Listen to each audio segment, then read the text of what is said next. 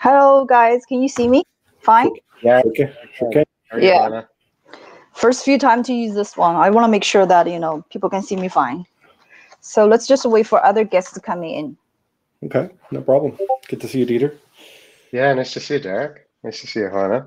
How's it going?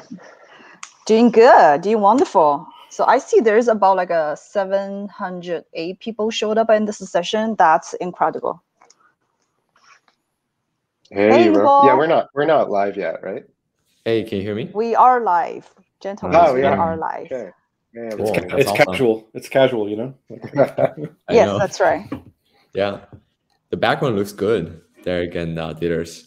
Love the Thank you. room. I got a This new is camera. Derek's crowdcast room.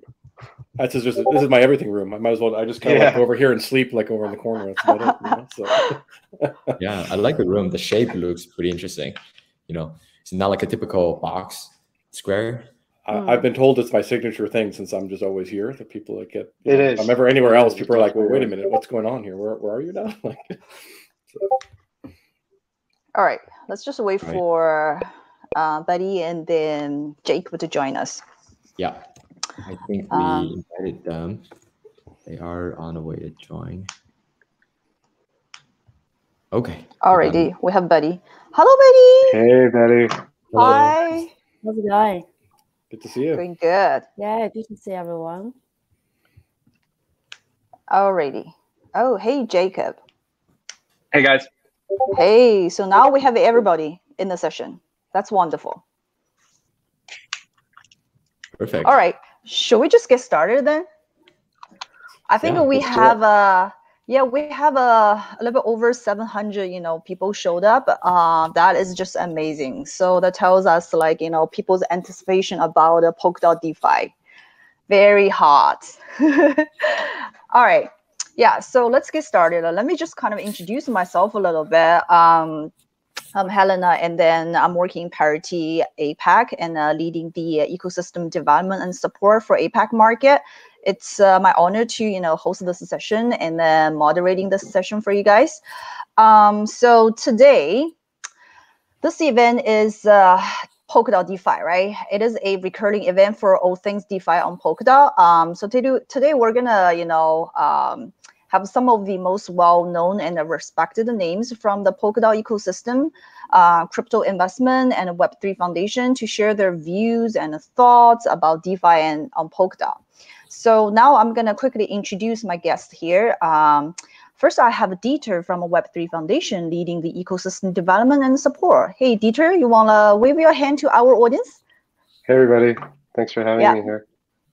And I have Betty Chan, the co-founder of Akala Network. Akala Network has a very ambitious goal, aim to be the DeFi hub of Polkadot. Betty, say hi to our audience. Oh yeah, hi everyone. Thanks for having me. Thanks for organizing. Yeah, and I also have Derek Yu, CEO of Pure Stake, inventing and building Moonbeam Network to bring the EVM compatibility to Polkadot. So Derek? Good to see everyone here. All right. I also have Jacob from Polychain leading the crypto research. Jacob, thank you very much for coming, join us. Yep, definitely. Thanks for having me. And then last and but not least, Yuboy, CEO of Parallel Finance, providing higher liquidity, yield, and capital efficiency for Polkadot ecosystem. Yubo, you want to say hi to the audience? Hi, everyone. All right, cool. Yeah, hi, everyone. Thanks for having me. Yeah. So as I mentioned that this event has close to 700 registers, and now I see that most people actually showed up in this session. That's clearly tells us the anticipation of DeFi on Polkadot has been incredibly strong, right? So Polkadot Network offers some nice features such as like a minimal transaction cost, right? Shared security, cross-chain interoperability, yada, yada. All those kind of a feature together makes Polkadot an ideal place for DeFi to take its next step, onto the world stage.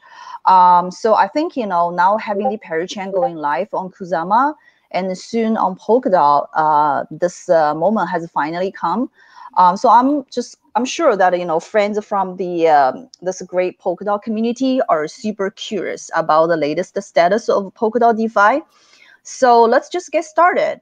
I'm just gonna, ask my guests to introduce yourself and your project or your company a little bit more, and tell us, why you choose Polkadot or Substrate to build your project.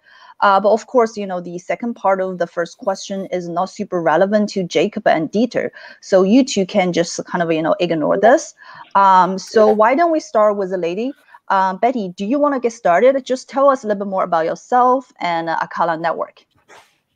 Yeah, sure. Yeah, thanks for the question. So I'm Betty, co-founder of Acala, and started to build the project about 2.5 years ago. It's a long time. And then we as a team, like the founders of Acala, there were 4 of us. We're actually combined teams from Polka Wallet and also Laminar, but both builders in the Substrate ecosystem prior to that.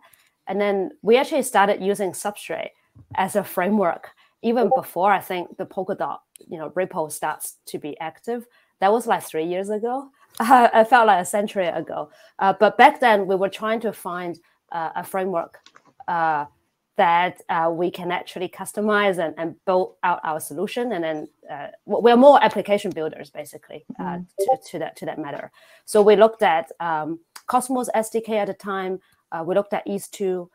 Obviously, we just discovered Substrate at that time because it was still very early.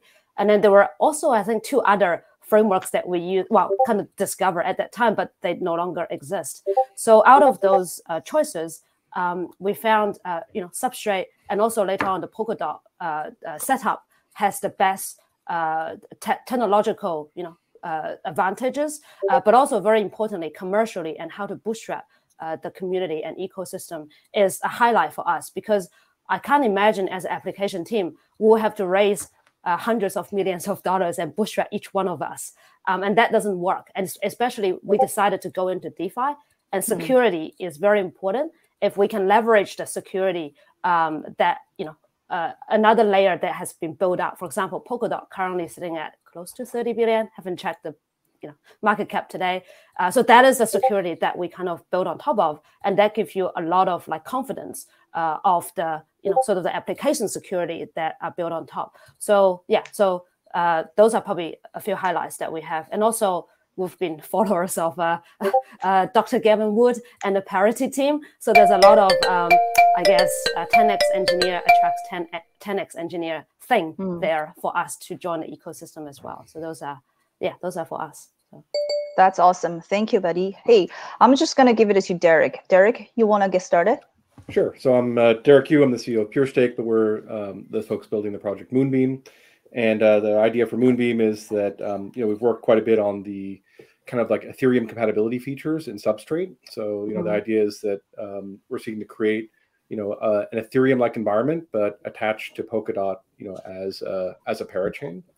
And that allows developers that are familiar with Solidity to be productive, like in a Polkadot environment. It allows us to kind of leverage a lot of the Ethereum development tools in a Polkadot setting, but then also extend the base, Ethereum feature set with things that are only possible on Polkadot. So things like cross-chain integration scenarios and things. I think we're going to talk a little bit more about some of these, later in the talk. So I think that's the core kind of idea. I think. On your question of why Substrate, for me, it comes down to it's kind of like maximum expressivity. So I think this is kind of the key point around Polkadot is you kind of combine this maximum expressivity along with connectivity. So, so you kind of make possible these highly differentiated chains, but they can all kind of cooperate together. So I think that's the key Polkadot value prop, at least for me. And we found that quite attractive, among other things, great ecosystem community and, security, some of the points that, Betty mentioned. But I think that point is kind of the key one for me. And, we similarly looked at Cosmos SDK and some other choices. And, we felt that Substrate was going to be the best choice for us. It had the expressivity we needed to kind of, accomplish kind of the goal we had in mind. All right, great. Thank you. Yuval. Hey, this is Yubo. I am the founder of Parallel Finance.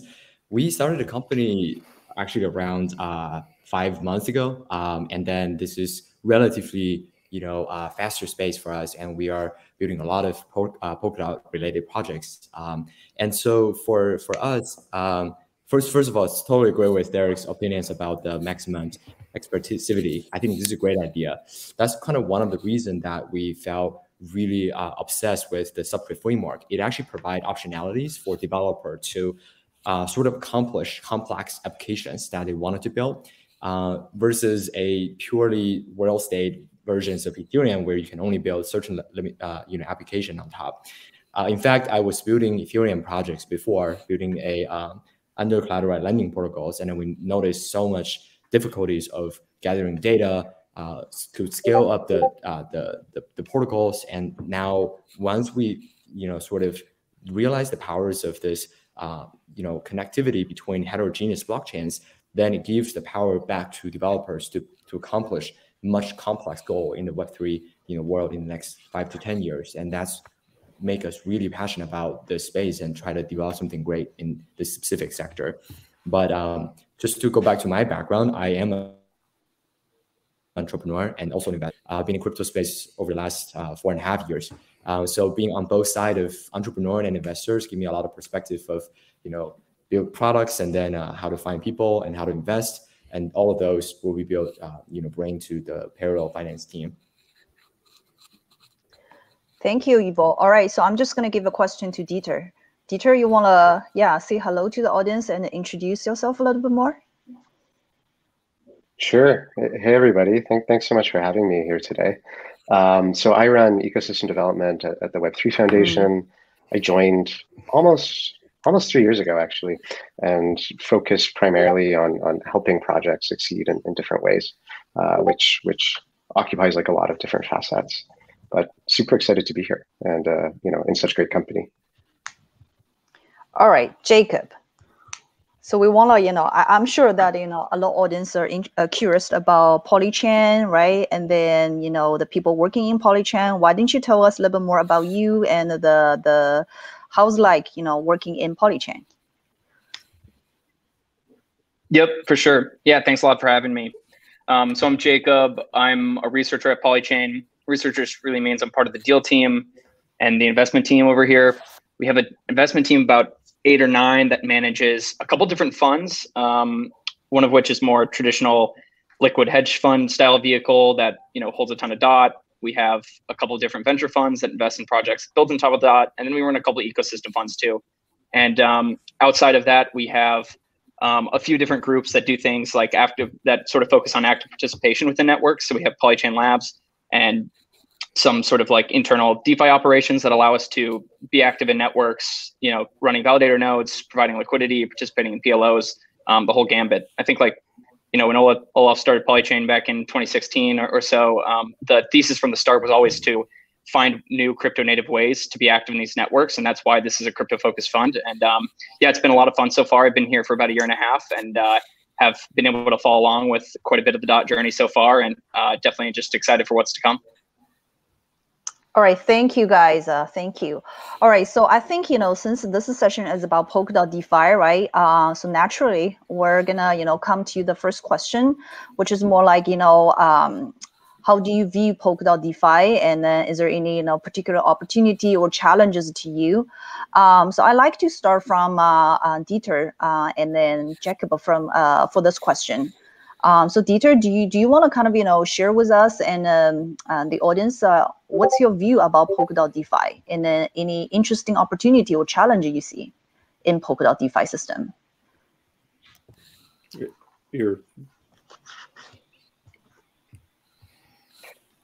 Sorry, can you guys hear me? I was oh, Dieter, you were on mute. Okay, cool. Sorry, I was just having some trouble with my mic there, but things seem to be good now.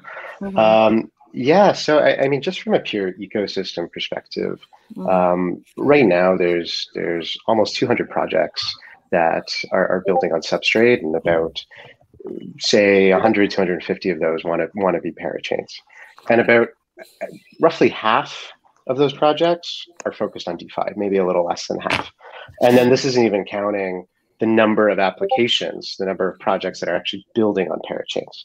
Taking that number, you're probably at at least 200 kind of different applications or different platforms that are building something or want to build something DeFi related on Polkadot.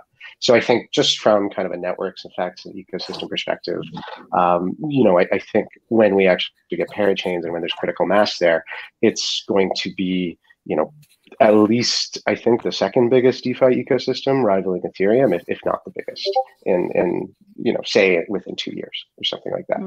It will definitely take time, but so I'm super excited about that, and I think uniquely what Polkadot will enable, or at least what I expect it to enable, which I think is super exciting, is really the ability to have liquidity in many different places, but also use that liquidity in applications in other places.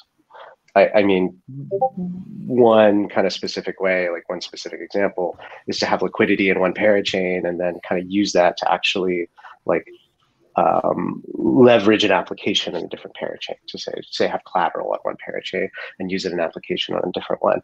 But then taking that even a step further to have liquidity or collateral in different networks, like on Ethereum, Bitcoin as well, and use that in applications built on Polkadot, which I think is really special. And I think once we see that working really, really well, and once we see kind of this critical mass of many different applications where you can get nice kind of composable building blocks of applications that really complement each other, I think you're going to have something much, much more powerful than what exists today. I see. Okay. All right. So Jacob, what's your view? Yeah, I think I would agree with a lot of what Dieter said. I think he hit the nail on the head there. But just maybe to expand on some of what he brought up, one of the places that I see that, ETH ecosystem took 4 or 5 years to develop.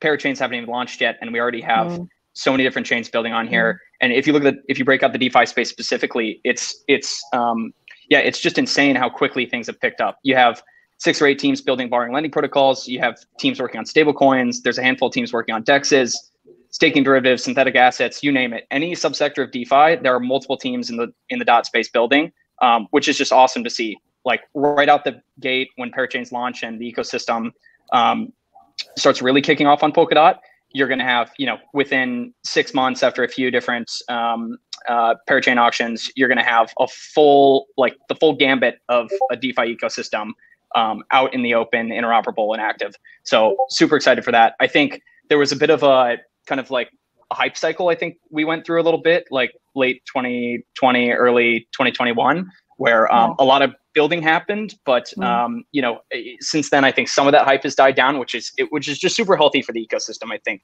now is the time when we sort of start to see, people who are hopping in for a quick buck be differentiated from those true builders. And I think everybody you have on stage today is in the true builder category. And so really excited, I think, for what things are going to look like over the next 6 to 12 months, especially as the ecosystem kicks off.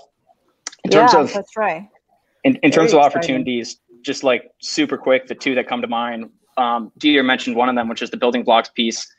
It's so cool that, the substrate framework enables all these different possibilities to be able to like plug and play with different pieces of the ecosystem. And like every time, like when Akala and Moonbeam are both working on their own EM implementations, that then becomes available to the whole ecosystem out of the box, which is so cool.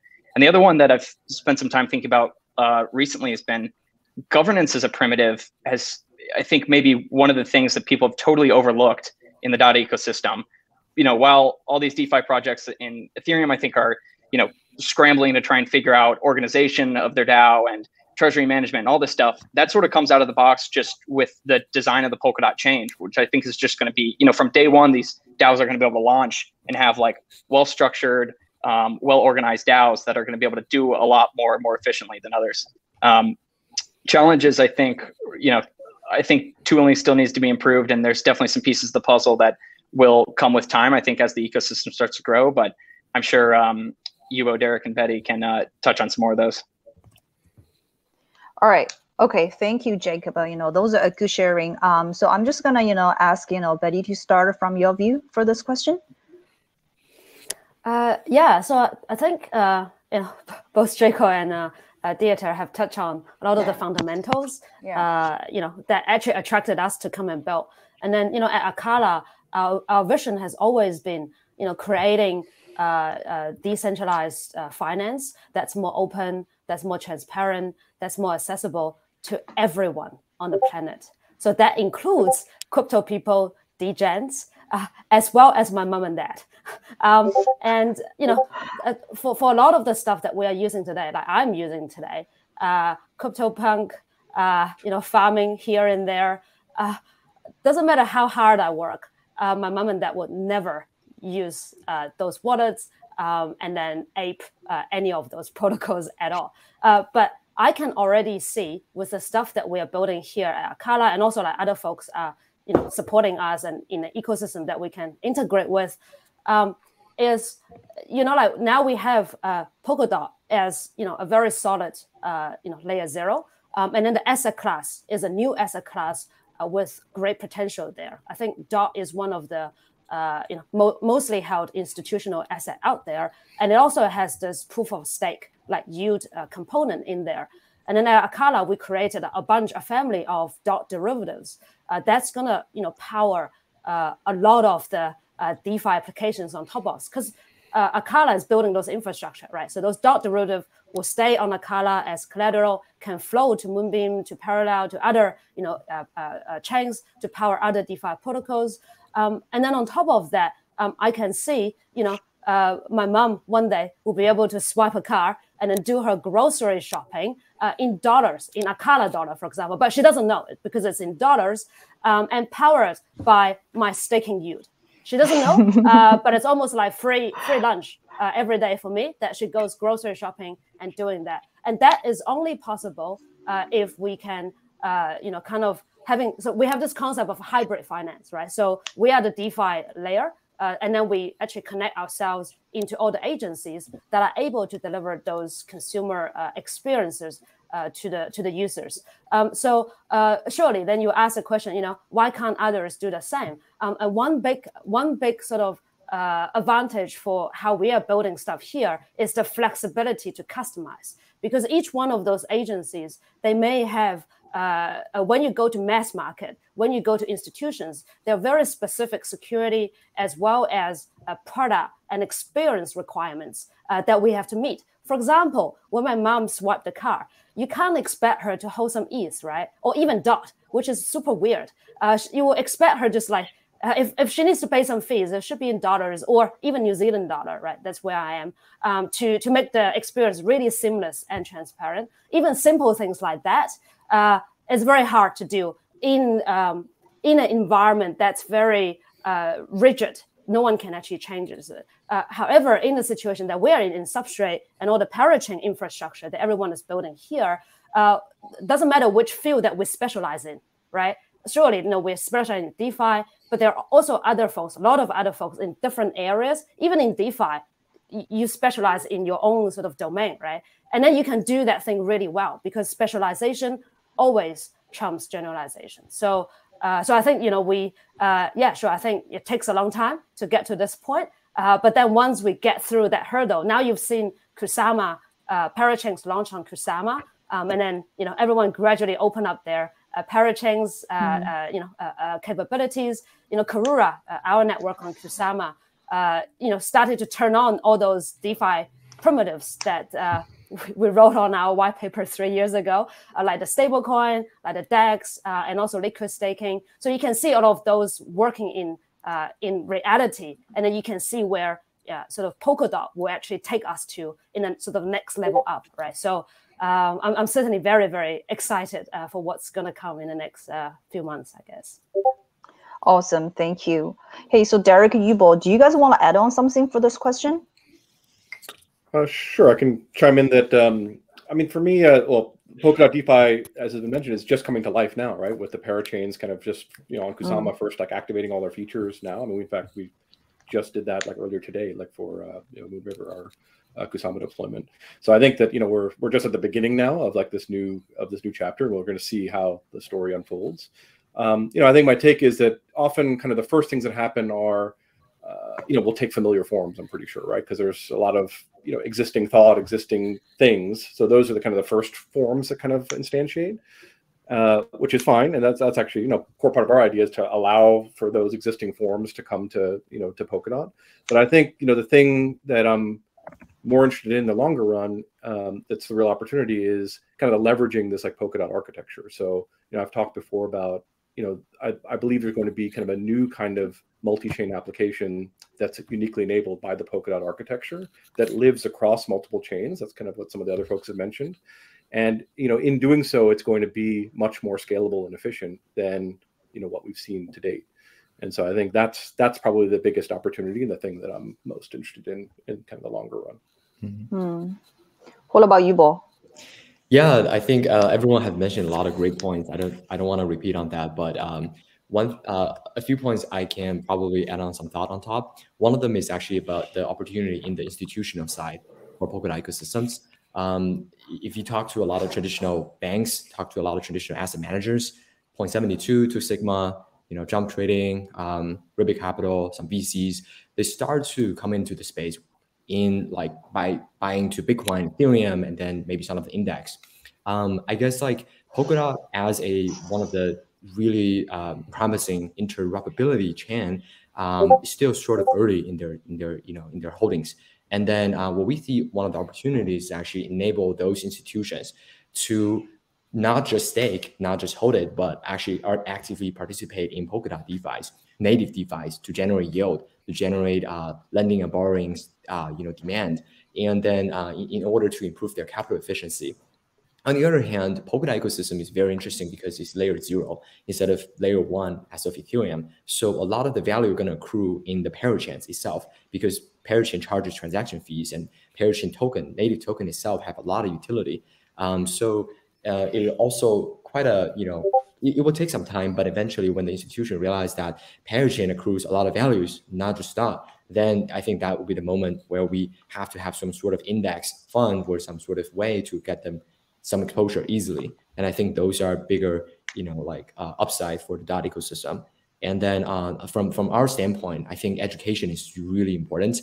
As I said, like a lot of institutions, a lot of users are still in an early stage of holding coins, but obviously the natural next step will be using all of the DeFi applications and then get deeper into the space. Education is important. Infrastructure, wallets, especially question wallets, infrastructure are super important. And also integrations with Ledger, with hardware wallets are like key, one of the key for those institutions to go on board. All right. Okay, cool. Thank you, guys. Those are good thoughts. So I see some of the questions from the audience is like very much, try to find out how to hunt the next, gem like Akala, Moonbeam, and Parallel Fi, right, in Polkadot DeFi. So I guess this question probably will be more relevant to Polychain. Jacob, would you mind to tell us a little bit more, about what is the investment opportunities in Polkadot DeFi? I understand you just mentioned a few categories, right, in the previous questions, but would you mind to tell us a little bit more, about what's your view of the next great investment opportunity in Polkadot DeFi? Yeah, for sure. So I think the reason that Polkadot is interesting to us at all is because of the fact that we sort of recognize that there's sort of this like DeFi 1.0 where we built out all of these primitives, the smart contracts on Ethereum that do a lot of great things, but don't necessarily do all of the things we would necessarily want a DeFi application to build or be able to do. And building in the context of Polkadot Parachain or within the interoperable Polkadot ecosystem, we get a lot of those additional things. And I think you're seeing this right now with a lot of the core DeFi primitives within the ETH ecosystem. Every project, every DeFi project in ETH right now is asking themselves like, okay, how are we going to become interoperable with other chains? How are we going to make our UX better and not be like just subject to the limitations of any specific underlying chain? How can we improve this sort of the user experience for users? And this, if I think that obviously it was a great bootstrapping mechanism, sort of the way they did it. But what Polkadot really enables is for us to step back and start from first principles and really build from the ground up to optimize for a specific use case. And so I think over the course of the next, 2, 3, 4 years, it's going to be really interesting to see, can existing DeFi primitives as they exist today evolve to kind of create the kind of DeFi 2.0 or grand DeFi experience that we need, or are they going to be replaced by alternatives? And we see a lot of alternatives popping up in the Polkadot ecosystem that I think are really attractive. And the best part is you can build things in the Polkadot ecosystem that you can't build anywhere else. Using the substrate framework, I think it's just such a game changer for developers. And I think it was really hard to do maybe 2017, 2018, when DeFi had no users and we weren't actually sure if there was going to be any demand for this kind of stuff. Now the game has totally changed. It's obvious there's a ton of demand for DeFi, and then it's only going to grow. And with that in mind, now we can start to think about like, what does the end state of these protocols look like?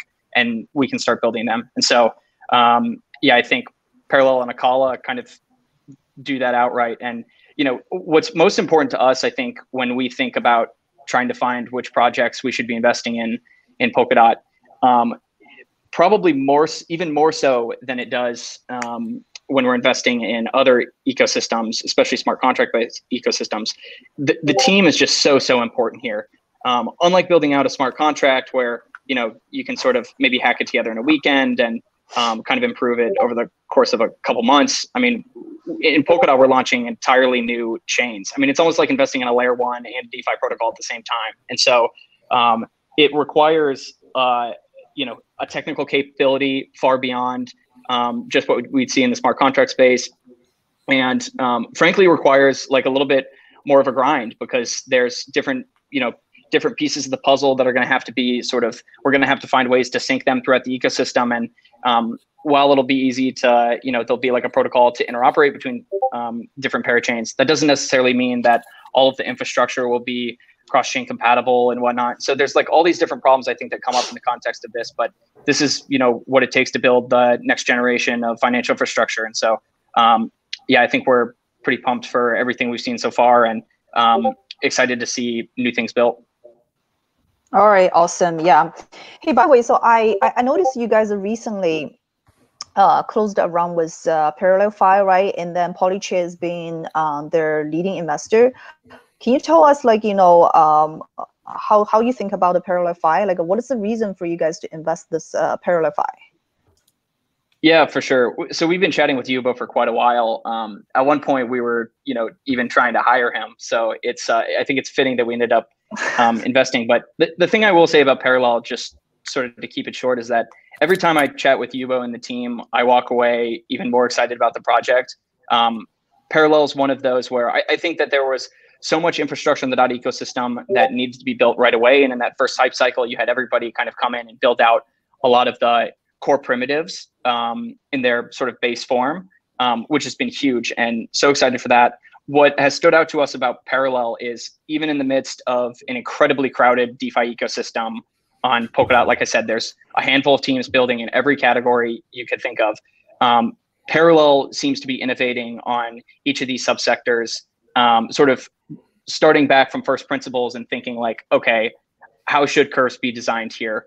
What kind of optimizations could we put within this DEX to optimize for a specific context? Like, how could we innovate upon the state of the art here? And so Parallel to us is not just a, project that is sort of like porting over existing tech from one ecosystem into another. This is, a project that's building upon the state of the art in, on top of everything that we see on ETH and Solana and all these other chains.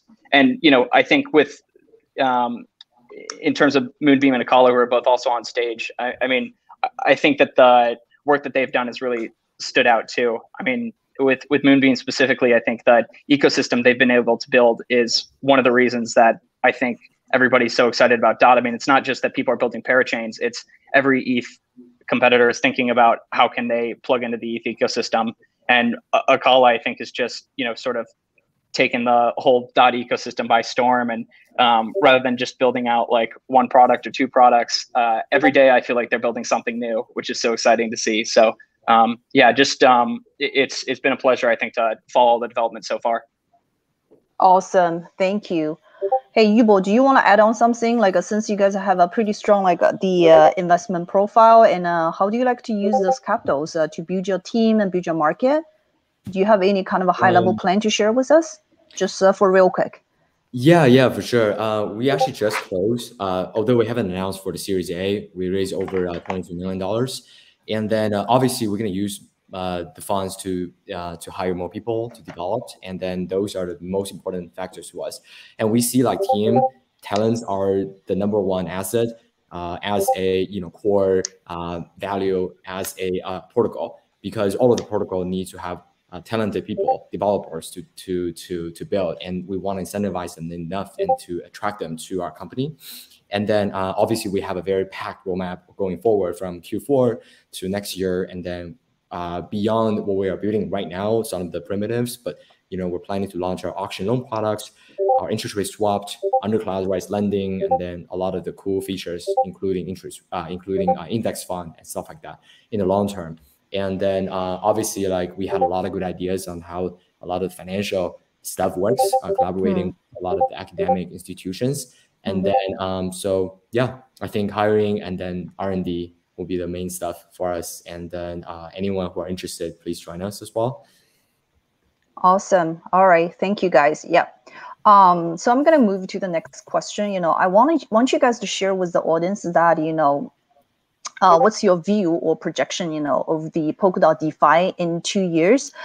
This is going to be, a question that you guys can use your wild imagination. For example, like, what do you guys think about the market cap of the crypto, crypto space as a whole? Or, what is the possibility of the market cap of the DeFi ecosystem in Polkadot, or maybe, the total value locked in the Polkadot DeFi?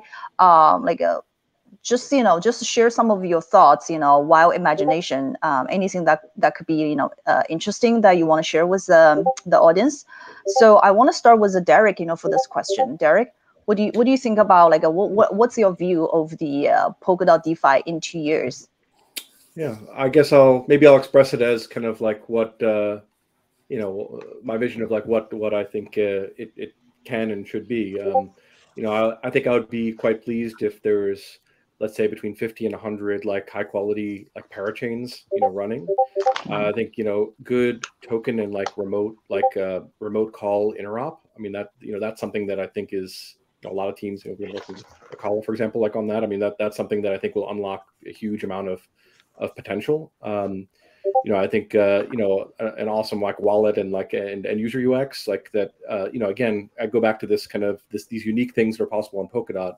It's substrate and the chains are part of that story, but it's also kind of a front end that also needs to be kind of like multi-chain, natively multi-chain aware, I guess, right? So a lot of the existing tools, like were built with like a mono-chain context in mind. So you take something like, for example, like something like MetaMask, right? You attach to one chain at a time, you move to another chain. It's like, well, that doesn't really work so well if you have an application that's spanning like 4 or 5 different parachains. Like, what does that even mean, right? So you need, the tools to kind of be reimagined in this kind of like native multi-chain way. And I already see like teams building that. So I think that in 2 years' time, we're going to have like a lot of great progress on that.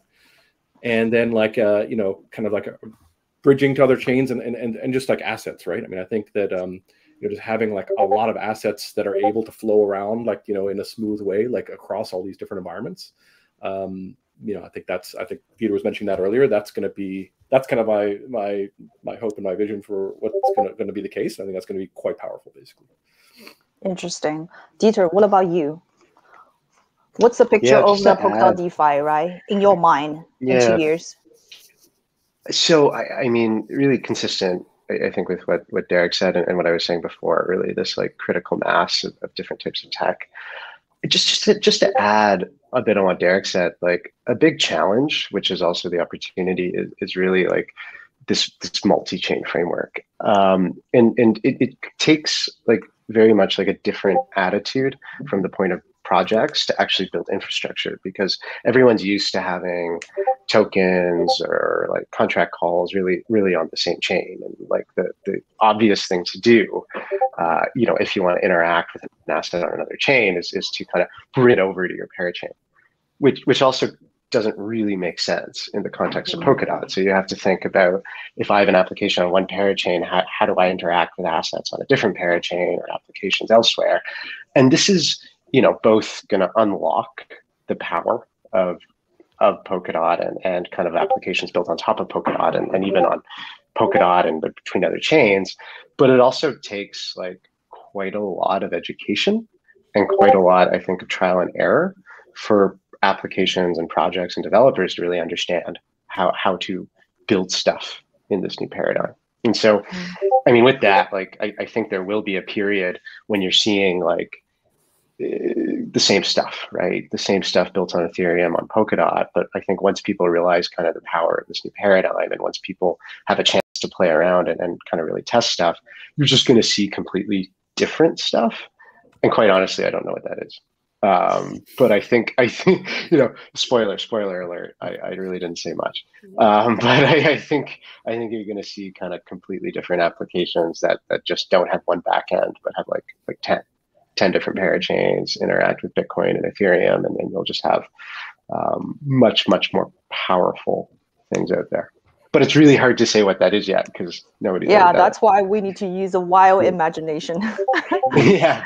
Think I don't know, wild. maybe I bet, honestly, I bet Derek and Yubo and Betty like have much more specific things in mind than I do because they're actually building it. I'm just trying to facilitate it.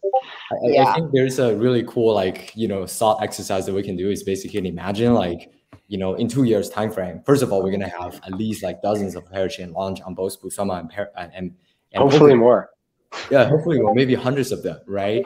And then imagine each of them is a like, maybe like, I don't know, like one of them could be, you know, Monero building privacy coins, and then Maker providing stable coins. And I'm not talking about that specific company, but someone who can build it, maybe IoT specific blockchains with identity change on top. And then, you know, like maybe another layer one specified, you know, consensus mechanisms. And then maybe there's, you know, like streaming chains, file storage coins and stuff like that, all interconnected, right? In the current market, none of them are connected. You can't really interact with each other. And there's no way that even transfer an asset, not to mention about function costs. But if it's possible to allow, you know, those interoperability in the deeper levels, and I think that creates a multiple possibilities of application on top, just like how you do this combinations of, you know, asset or functions, then you have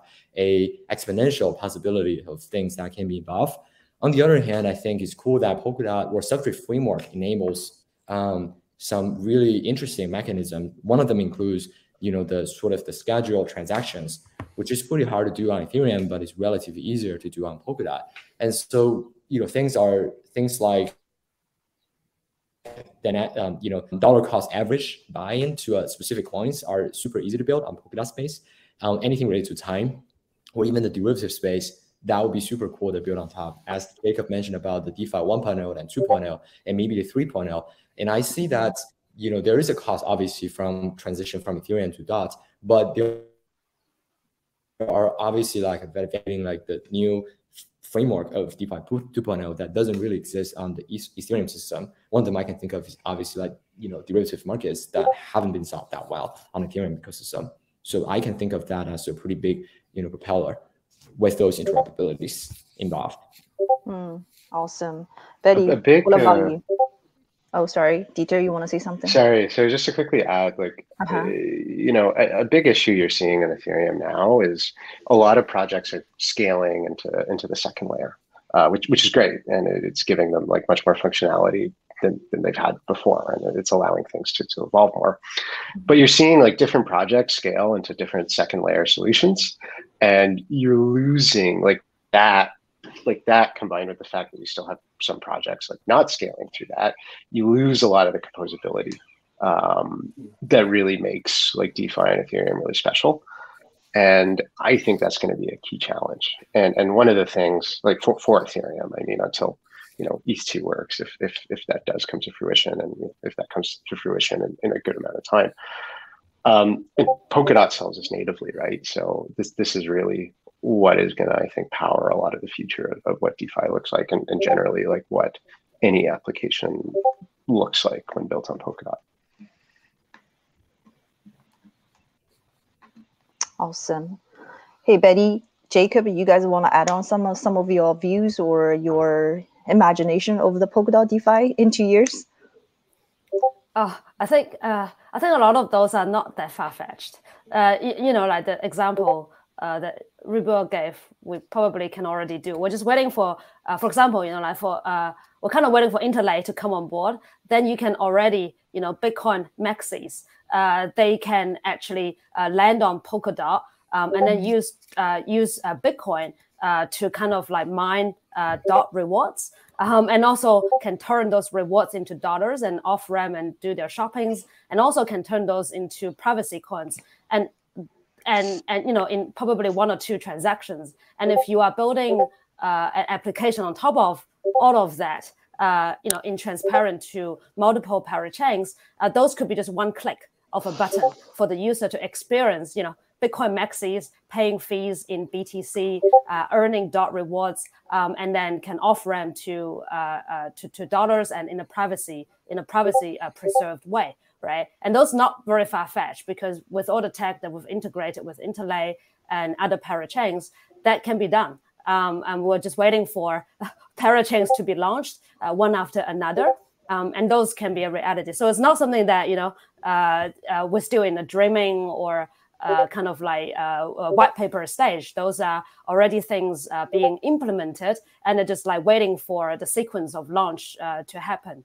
And then, and things like that is like still quite far away from individuals, because we're still waiting, once those things that what I was talking about are still infrastructure level, because once you got those infrastructure right in a way that's, scalable, because I think a lot of people like, I think Dieter is trying to alert to is people are now trying to scale to the mass market, and then they look back and realize their fundamentals are not quite right. So they try to piece together some fundamentals, and I see, increasingly people are quoting Polkadot and also Polkadot-like architecture as a way for their next evolution, whereas they already gone to market, right, with an architecture, and reversely kind of like architect that is not an easy thing, because it took Gavin and 40 engineers to build like 3 years. But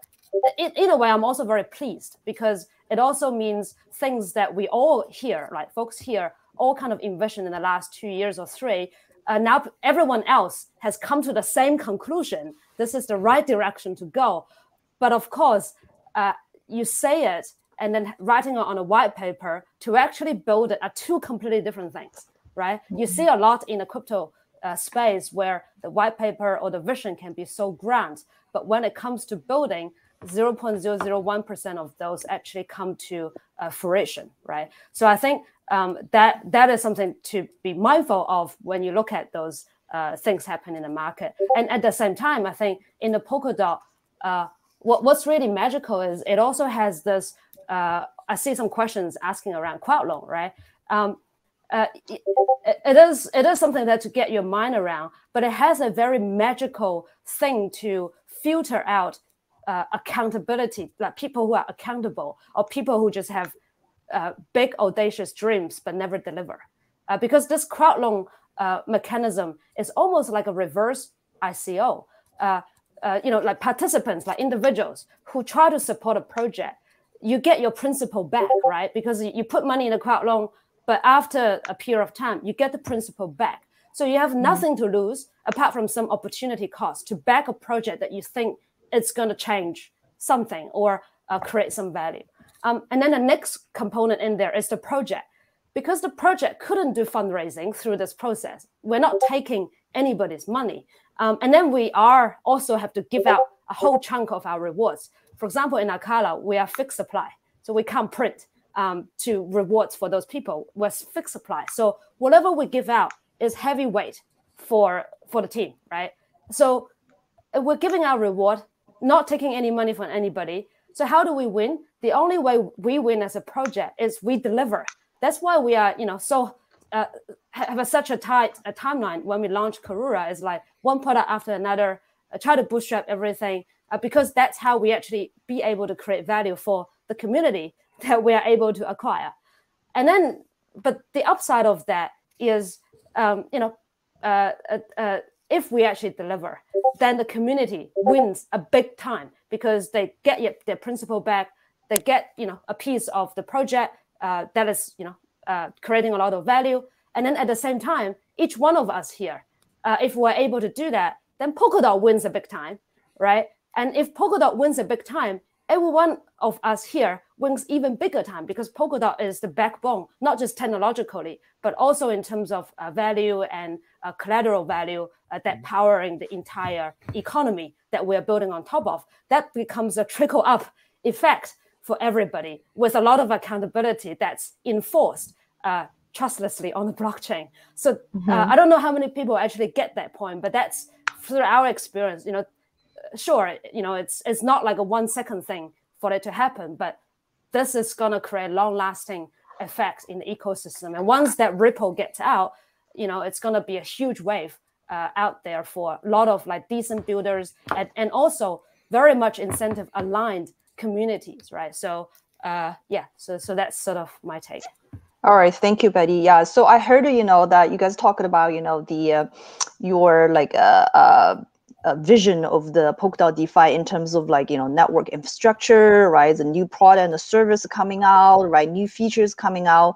I wanted Jacob to conclude this question by providing a little bit more like a high level view from like investment firm. By looking into like some quantitative numbers, like how big you think the Polkadot DeFi is going to be in terms of like TVL, or in terms of the total market cap. You're doing research, so show some of your research results with us. Oh man, all of those things are really hard to tell. But I will say, number. I know. I will say with both the ETH and sort of broader DeFi ecosystem and Polkadot, every time we set a little target, we have a sentiment channel on our Slack, and sometimes we're tossing around ideas of like, what do you think it'll be? Every number we've ever given for DeFi has been blown absolutely out of the water. And every target we've given for like Polkadot PLOs has been blown out of the water. And so I'm sure that I think if in 2 to 3 years, Polkadot is on the order of many billions in TVL, I think that'll be a good place to start. And you sort of have the compounding forces of the DeFi ecosystem as a whole growing and in usage, and some pretty impressive things happening in the Polkadot ecosystem that sort of offer not only sort of beta but some alpha exposure, I think, to a lot of the cool new stuff happening in the space. So I don't know that I can give any specific numbers, but I will say one of the trends I think that people have been talking about here is the idea of building natively in an interoperable ecosystem. Right now, I think that ecosystems are super tribal and you're building in one and not the other. In 3-4 years time, I don't think people are going to view it that way. They're simply going to build wherever the best tooling and infrastructure is. And that's what DOT is. I mean, you're building the DOT ecosystem, but it just so happens that the DOT ecosystem is everybody else's ecosystem too. So a lot of the projects I think that are currently built within sort of siloed ecosystems are going to start to realize the benefits of, building from an interoperability first perspective and having an opportunity to sort of like natively plug into all this different infrastructure through standardized and, standardized protocols that sort of fit across the, a number of different chains, not just sort of any specific subset of that. So I think the DOT definitely has a long way to go. And, we're just at the beginning of things, but everything so far, I think, points to a very quick pickup in DeFi activity early in the life cycle, and hopefully a long road ahead, perhaps becoming, if the thesis here plays out, I mean, you could imagine DOT not only getting up to TVL values or, kind of usage values that mirror those that we see in existing ecosystems, but perhaps expanding that and sort of growing the pie entirely. So yeah, it'll be fun to see this things really kick off for the next few months. All right, cool. Yeah, we still didn't get a number from you, but I'm not gonna give you any hard time. Okay, so we're gonna move on, right? We're actually running out of time a little bit, so I'm just gonna speed up a little bit, for the rest of the few questions. So when we talk about DeFi, honestly, we cannot get away from like Ethereum DeFi, right? So I'm just curious about like what's Derek's view about how you think the Polkadot DeFi ecosystem should be collaborative with the Ethereum DeFi, since you guys are focused on like bring in, the EVM compatibility. I guess, audience will be very, interested to know your view. Yeah, I'm the anti like ETH killer, I guess, because I don't think it's a winner take all. I think there's a huge amount of inertia. Developers value in Ethereum DeFi. It's going to be here for the foreseeable future. So the question is more about like how do you interoperate with it? We've obviously been working quite heavily in this area, and I think just tying it back to I liked Betty some of your comments. I mean, I do think that Polkadot has this this very advanced like architecture that I think is correct. But you don't get there on day one, right? So I think our view is that part of the role we can play is to help like bridge like certain things like over like as as bridging solutions while this like all these infrastructure and all these things are being developed. That's like at least part of the role that we think we can play. And yeah, I mean in terms of Ethereum interoperability, there's been a lot of work done to make Substrate like compatible like with Ethereum based technologies. But there's also like a ton of like bridging like efforts as well. I mean, I think we're working with like there's like 5 or 6 like different like bridging teams that are going to be deploying to yeah. So I heard all kinds of good news about your company. Quite a lot. I mean, you're going to see that this is like in the market. It's not just Polkadot. It's in the market itself. There's like this like realization of demand for being able to transit assets at least, like even if that's a simplistic use case. And so I think that's a good sign. I think for Polkadot, which has this capability kind of built in with no additional trust assumptions, like in the base layer itself. So I think that's those are all positive things. All right. Okay. Yeah. Sounds good. So we're about to close up. So I'm just gonna give all the projects teams a little bit show time. So I have like one question for you guys, so you can probably just tell us a little bit more about your project. I want to start with Parallel again. Because parallel finance, is providing the higher yield, right? So can you tell us, how have been doing to achieve this goal, and then anything else that you want to share with the audience in this session today, please? I think because we have very limited time, we're almost about to end, so I'm not going to go into any details. But I think the best way to understand how we have the highest yield is by going to our website, test out a testnet, and then learn more about how mechanism works. We have some very special and interesting design behind all of the complex financial primitives, and so definitely tried it out. But at the same time, I think we're having a lot of the new math and functions that we created. Some of them are on our website as well. So I think it will be best to try it out. And also, we are doing the crowd loan for Kusama in slot 6 to 10. Welcome to participate for, around September time. And then, yeah, I think that's the best way to learn more about us. All right, thank you. So Derek, coming back to you, that I heard, quite a bit of good news, about Moonbeam lately. So I know you guys have been launching or rolling out some nice stuff. Can you share some of your new partnerships or new updates with us? Well, I think the thing that's top of mind for me is, I got up pretty early this morning. Like we're kind of reached the end of our launch sequence for Moon River today. So that was, some 5-6 hours ago or so. We kind of activated like all the features. So now, Moon River is fully operational, with smart contracts, transfers. And so that's, that obviously is a result of, the team putting in quite a bit of work. So yeah, I would say in terms of ecosystem, I mean, we have a bunch that we've talked about, but there's actually, there's a bunch more projects that where like they'll be announced like as they're deploying.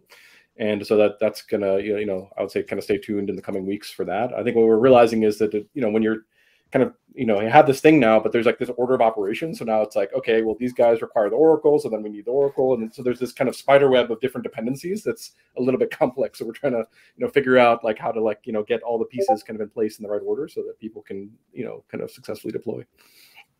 I feel you, Derek. All right, thank you. All right, so I guess I'm just gonna, give the last question to Betty. Again, same thing about anything new from Acala. Anything that you want to share with us? Something, let's say, Karula swap or AUSD. Any new partnership? Anything you feel like a proud or exciting to share with us? Yeah, so I think the easiest way is just try it out, because finally we are live now. So even no longer testnet. So you can go on to the Karura app, like the apps.karura.network, and then you can ape in there. At the moment, it's close to 100%, APY. So there's 1,200, I think, daily active traders on there. There's 60,000 accounts, being open and trading. So I think folks can just like ape in and try all of those protocols out, minting stablecoin and doing all sorts of stuff. Like basically everything we said on my paper is already there in a product form. So like, yeah, just try aping and tell us what you think. And I guess there's more to build. Yeah. All right. Congratulations. So I think we started the session like 4 or 5 minutes late. So I still have like a couple more minutes, for questions from audience. So surprisingly, I see the first question. Actually, the question was most votes is a question for Yubo. Yubo, can you actually read into the question and answer sections? You will see the top questions for you. So conceptually, the project is aimed at solving the problem with loans. But is there any statistics numbers that you can share about the volume and then the very need of people for those loans? Interesting. Yeah, so first of all, we have over close to thousands of people using our testnet on a daily basis. And then we also have like very active community members trying to test it out and using it. But obviously this is testnet, so it's not like the mainnet. But regarding the demand for people to borrow loans, this is one of the most important primitive for any token holders in this space. One of them being the fact that they wanted to hold on their coins for longer term, but they want to have cash for their short-term usage. So for example, you start Kusama as collateral, and then you borrow dollar stable coins. And then the other use case is obviously for traders who wanted to sell or wanted to loan. They obviously need to have additional ability to borrow asset to trade. And then the other way is super important for us is obviously using the borrowed asset to restake into the system in order to have higher yield as another demand. And then obviously, lastly, people borrow assets like DOTs to participate in crowd loans, in governance proposals, and then those are like really solid demand. But if you go beyond like DOT itself as an asset, Polkadot ecosystem have a lot of valuable asset that, as I said, like the value will accrue eventually to a lot of the parachains. So the parachain tokens will be in demand in the long term, no matter for transaction fees or for governance voting. So there is obviously a demand for earning yield on top or borrowing that for additional use case. So that's kind of how we think about the question. All right, sounds good. Thank you for the question. Yeah, so I guess I'm just gonna, closing up this session. Thank you very much, for joining this session and sharing your view and thoughts with our audience. I'm sure that, people enjoying this session with us. All right, thank you guys. Thanks. Thank you. Thanks. You have a good day Bye. there. Thanks, Bye-bye. everybody. Bye. Bye.